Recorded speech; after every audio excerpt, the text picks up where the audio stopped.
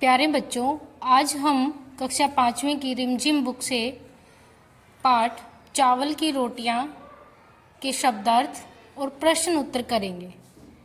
तो पहले शब्दार्थ कर लेते हैं। पहला शब्द है तश्तरी, जिसका अर्थ है छोटा प्लेट। प्रबंधक, व्यवस्था करने वाला। भुक्खड़, बहुत भूखा। तलाशी, खोजबीन। जिस्म, शरीर। यकीन, भरोसा। नेकी, भलाई। तो ये थे शब्दार्थ। अब हम इसके प्रश्न उत्तर कर लेते हैं। प्रश्न 1, कोको कितने साल का है? कोको 8 साल का है। इसमें 3 ऑप्शन दिए हैं, 8, 10, 9। तो 8 जो है वो इसका सही जवाब होगा। कोको 8 साल का है। प्रश्न 2, उसके कुल कितने दोस्त हैं? उसके कुल कितने दोस्त हैं? इसके ऑप्शन हैं 2, 1, 3। तो सही जवाब होगा 3। कोको के कुल 3 दोस्त हैं। प्रश्न 3, दुकान के प्रबंधक का क्या नाम है? तो दुकान के प्रबंधक का नाम उबातून है। ऑप्शन थे मीमी, तिनसु, उबातून। तो उबातून इसका सही जवाब होगा।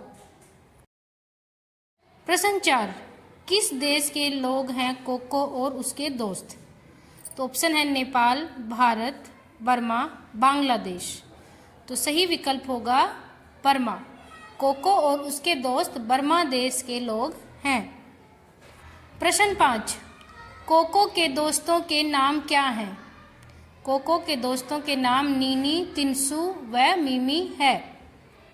बाकी ऑप्शन जो हैं वो गलत हैं। तो पहला ऑप्शन सही है, नीनी, तिनसु और मीमी। प्रश्न 6, कोको की माँ ने कितनी चावल की रोटियां बनाई थी? तो ऑप्शन है 2, 3, 4, 5। तो 4 जो है वो इसका सही जवाब होगा। कोको की माँ ने चावल की 4 रोटियां बनाई थी। प्रश्न 7, किस वस्तु को बदलने के लिए उबातून कोको के घर आया था? तो आंसर होगा फूलदान। ऑप्शन है फूलदान, चाय की प्याली, रेडियो, बिस्तर। तो सही जवाब होगा फूलदान, ऑप्शन ए।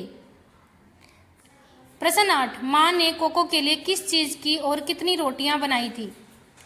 उत्तर है माँ ने कोको के लिए चावल की 4 रोटियां बनाई थी। प्रश्न 9, तिनसु अपने साथ क्या लेकर आता है? तो आंसर है तिनसु अपने साथ फूलों का गुच्छा लेकर आता है। प्रश्न 10, अंत में कोको रोटियां क्यों नहीं खा पाता है? तो उत्तर होगा अंत में कोको रोटी इसीलिए नहीं खा पाता है क्योंकि उबातून उस गुलाबी गमले को ले जाता है जिसमें कोको ने रोटियां छुपाई थी। प्रश्न 11, कोको के तीनों दोस्तों का नाम और उनकी उम्र लिखो। तो उत्तर होगा नीनी 9 साल की और तिनसु 8 साल का था, मिमी 7 साल की थी। प्रश्न 12, निम्नलिखित को परिभाषित करो। धान, धान छिलका चढ़ा चावल धान कहलाता है। जिसका छिलका नहीं उतरा होता उसको धान कहते हैं। चावल, धान से निकला हुआ दाना चावल कहलाता है। भात, पके हुए चावल को भात कहते हैं। मुरमुरा, धान को भून कर मुरमुरे बनाए जाते हैं। चीड़ा, चीड़ा धान को भिगोकर पीसने से चीड़ा बनता है। प्रश्न 13, कोको ने चावल की रोटियां कहाँ छिपाई थी?